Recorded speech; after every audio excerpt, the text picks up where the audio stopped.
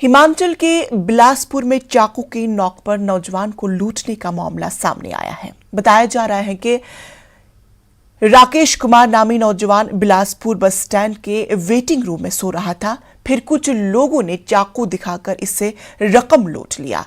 इस मामले में पुलिस ने 3 मुलजिमान को गिरफ्तार कर लिया है।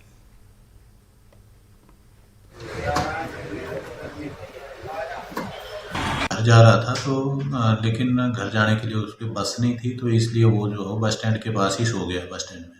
तो रात को क्या हुआ कि 10:30-11 बजे के आसपास 2 लड़के आए और उन्होंने उसको जो चीट किया, उन्होंने धोखे से उसको कहा कि गाड़ी को धक्का लगाना है और वैसे उसको ले गए और सब्जी मंडी की तरफ को नीचे को ले गए। और वहाँ क्या किया कि एक लड़के ने जो उसके पीछे कोई नुकीली चीज़ रखी और बोला कि पैसे जो है वो जितने भी, और उन्होंने उसकी पैंट से जो पैसे निकाल लिए सारे।